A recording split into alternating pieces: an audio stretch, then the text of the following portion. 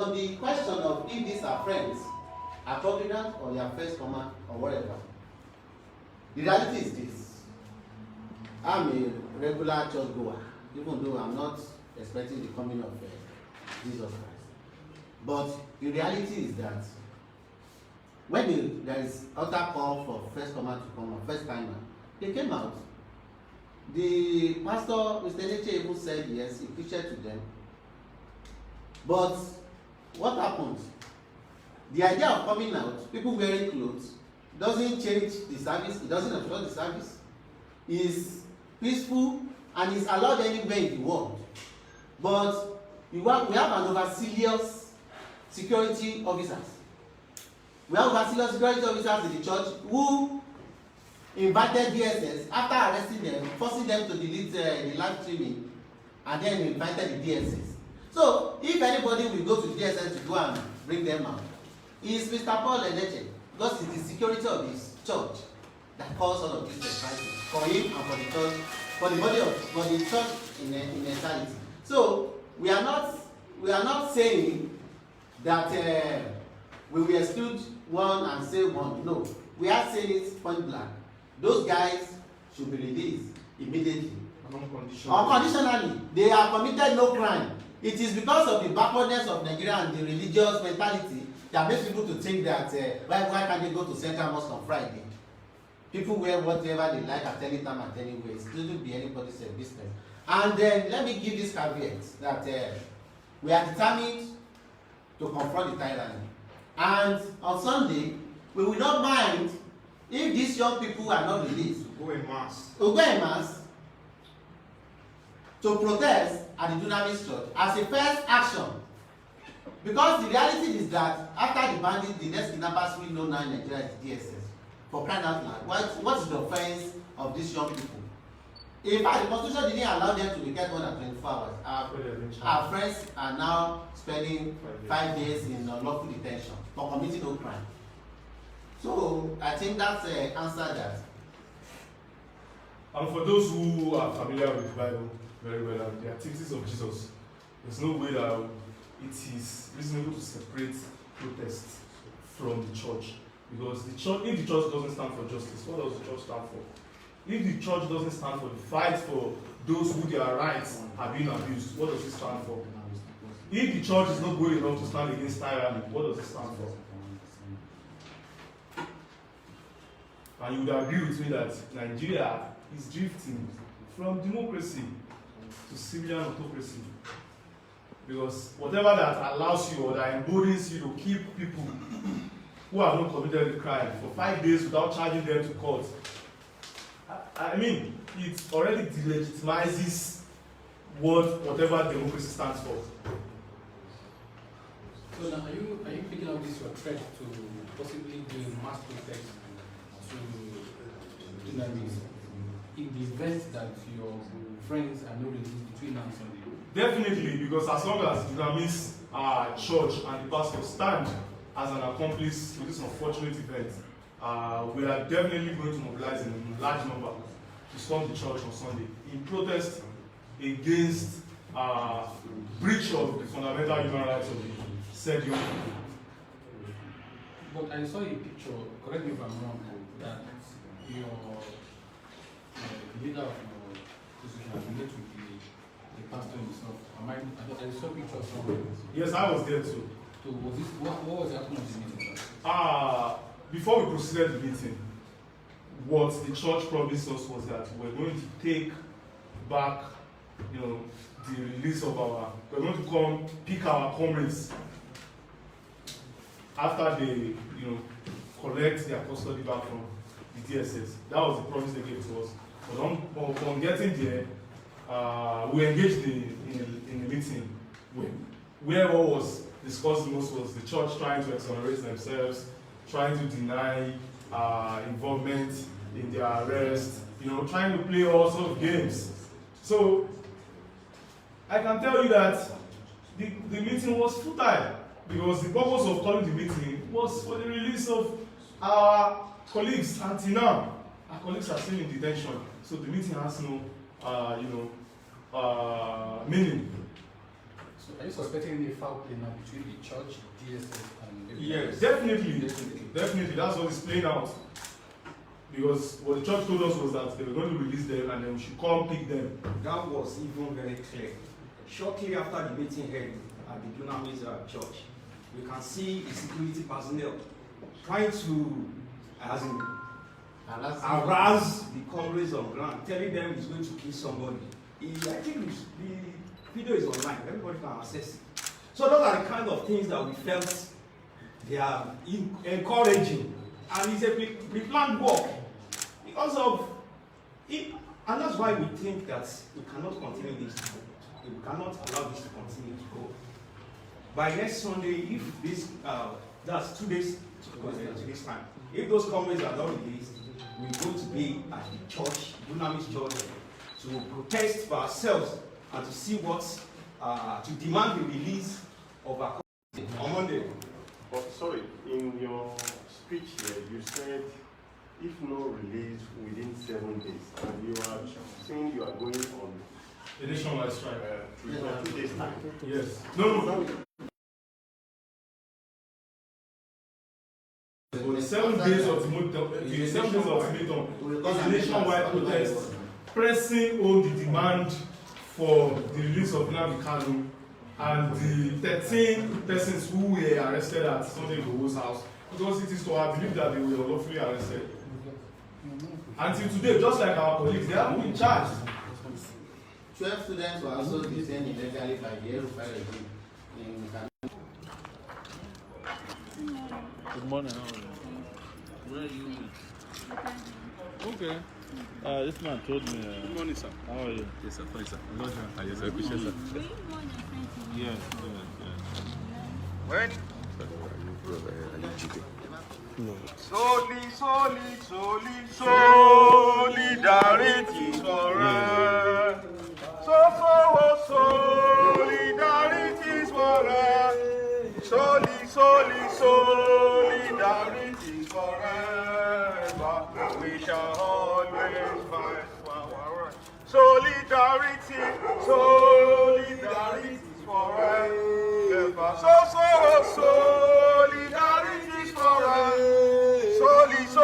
Solidarity forever. We shall always fight for our rights. Victory, there is victory for us. Victory, there is victory for us. In the struggle for our people, there is victory for us. Forward, effort, backward, never in the struggle for our people. There is victory.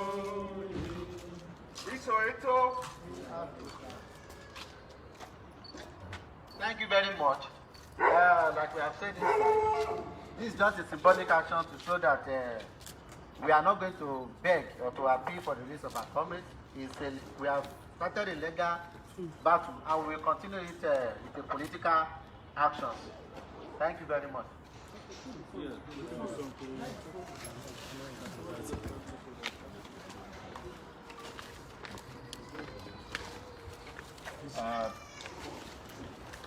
As our colleagues have spoken today regarding the heartless,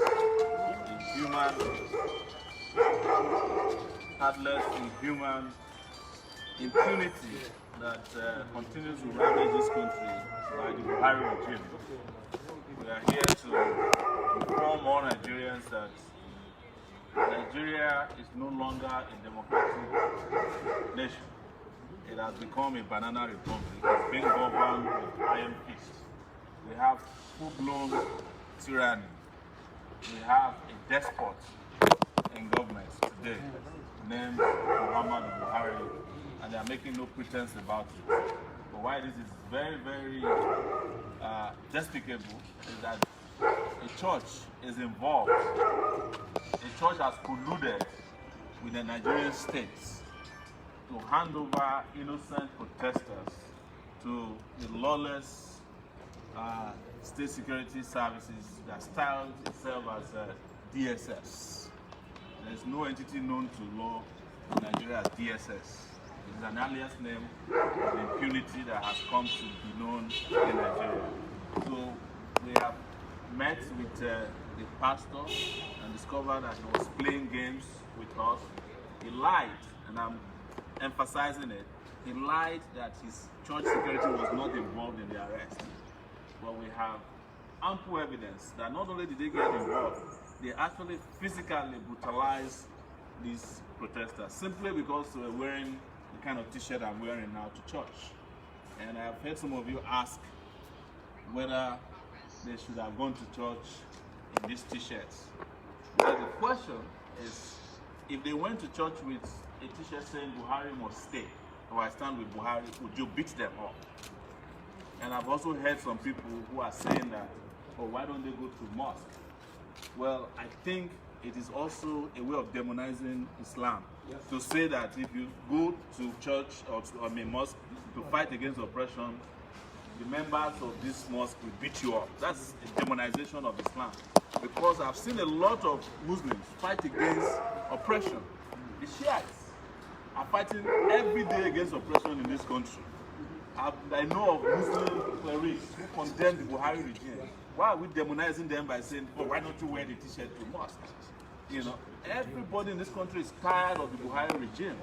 And they are at liberty to wear whatever they want to church or mosque either on Friday or on Sunday. The question we should be asking is, why is it a crime to even engage in protest? Whether it's in a church, in a mosque, or in a school, as you now know, ask about what the Rufai did to students who were protesting on campus. Did those ones go to church as well? They killed them because they were fighting against the increase in school fees. What did the Shiites do when they were killed? Or they are being killed on a daily basis? Because they are protesting. So we should not be asking some of these questions, but it shows that tyranny has conditioned the mind of some of our citizens to believe that it is right to do what is wrong, and when government do what is wrong, instead of condemning it, they justify it with other wrongs, either in Nigeria or elsewhere. Nigeria is the only country I know where citizens don't compare good things from other nations, but they can always find a parallel or an equivalent of wrongs being carried out by the Nigerian government from the US. But they will never bring a US highway to Nigeria. Yes, they will never bring a US hospital to Nigeria. But they are quick to justify something terrible in the US with what has become a terrible norm over here in Nigeria. So we are urging the church, since they are the ones who handed these innocent individuals over to the DSS, knowing fully well that the DSS is a lawless agency of the repressive regime of Buhari, they should go back to their friends in the DSS to take them and release them. It's as simple as that. It's as simple as that. That's our demand. That's why the church is part of the litigation that is ongoing now. It's because they carried out a heinous crime. The church should be a refuge for the oppressed. I remember when I was growing up, if your mom or your dad is pursuing you, they want to beat you, you run into the church, they wait until you get out of the church before anything else happens to you. In other countries, even during the Rwandan war, people who found solace in churches mostly outlived the war. Of course, when tyranny gets to its peak, as we are seeing now, there's no sacred place. The church should be worried that there are DSS posts all around them that are willing to pounce on innocent citizens for no reason. But if you're in doubt about the pollution of the church, when we went and met Pastor Eleche, and after he lied to us that he was not involved, while we were in front of the church, policemen carrying AK-47 came and threatened to kill us and some journalists that were there. It was witnessed by journalists. It shows that, and when we did our investigation, this same policeman was also involved in breaking somebody's nose in October of 2020 during NSAS. So the church is swimming in impunity of its own. And I know a lot of churches in Nigeria, these Pentecostal churches, who actually use security agents to harass people, including lead pastors and general overseers who have a plethora and retinue of assistants, bodyguards who are members of these murderous security agencies in Nigeria. And they do everything to protect them and harass people from going near them. So there's something wrong with the mentality of the church. They no longer have faith in God to protect them. They are using human shields to protect themselves, and this is despicable. What I had expected the church to do finally was, when it turned out, and if it is true, as they claim, that they had no hand in it, why didn't they issue a statement, a condemnation, saying that the DSS must release these people? There's no of such communication to the public from the church. The only thing they are doing is defending this impunity and paying media houses,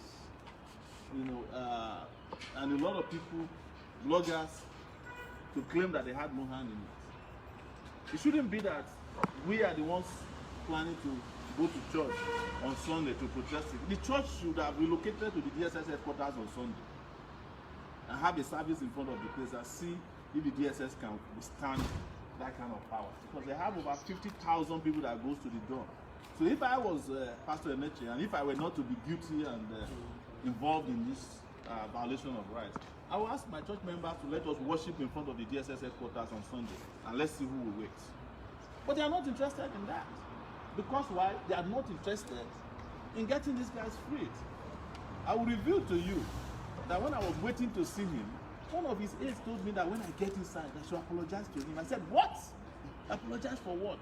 And then he retreated. Because apparently that was the reason he called up. To come and apologize to you for violating rights of fellow citizens. And to the question about, are they church members? Are they first timers? Who cares? The church is a place that is open to sinners, right? Assuming they are sinners. Anybody can go to church. What if they are Muslims and they want to go and convert on that day? Is that the way to treat them? Let's even assume they are not church members. Let's even assume they went to church to protest. Is it a crime to protest? Didn't Jesus Christ himself protest within the temple? Beating up people with koboko? So what is new about even taking a protest action to court? To church? Where is it in the Nigerian constitution that you can't protest inside the church? Where is it even in the church own rules that you cannot live stream within the church? Because the only reason that they got upset, in my view, was the live stream that they wanted to delete. An attempt and that zealousness or overzealousness to delete the live stream videos, they did everything they can, including brutalizing these young people. So that is, as far as we know, what happened on that day. And we are calling on Dr. Eneche again, the Dunamis Church owner, to call his friends at the DSS to release these 5 persons unconditionally. Don't forget that out of these 5 persons is a guy who is visually impaired. He can't see. He's a saxophonist. Interestingly, he's actually a Christian saxophonist. He's a church choir member for several churches in Abuja and Lagos. He's well known. We pick him up, and till this moment, we don't know their whereabouts. We don't know if they are getting food. They definitely have been denied of medical care, and they've been denied of legal support because we sent a lawyer there, and they denied the lawyer access to them. What is their crime? I'm still asking. Is it that, according to what they said, what Eneche said, he said to me, that they are trying to instigate a religious crisis? What is the meaning of that? The person that is instigating a religious crisis or for crisis in Nigeria is Buhari. He's the most bigoted human being that ever walked the surface of, governance in this country. He's the one causing religious crisis. He's the one causing ethnic tension in the country. He's the one killing people extrajudicially. So I just want to submit there that our position is very clear, and this impunity cannot continue. And that was extended to Kanu, Nnamdi Kanu, who was kidnapped and extraordinarily renditioned into Nigeria, blindfolded and brought before a judge that is in detention, as far as we are concerned, illegally. It involves Elza Kizaki, who has been in detention for almost 6 years now, simply because members of his church were protesting and they came to block the road and they touched the chest of the general. They killed over 300 of them. This also includes members of the agitators of Yoruba who were picked up in the middle of the night when the SSS engaged in a murderous invasion of Sunday Igboho's house in Ibadan. And NSAS members who are still wallowing in detention, as well as students in Kaduna who recently were engaged in peaceful protests against Tutsis who have been languishing in detention now for almost 2 weeks. So, as you can imagine, the country has been turned into Cambodia under Pol Pot, and this is not acceptable. Thank you.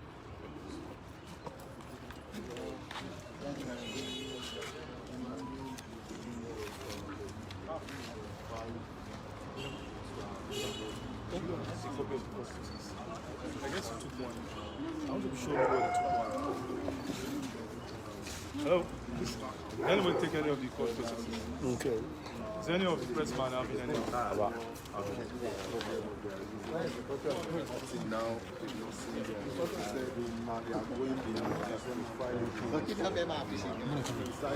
are you doing? My name is Fred. Hello?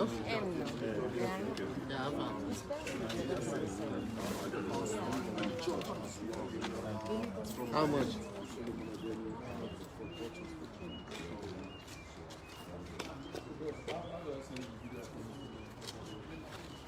How are you, man? I'm good. How are you?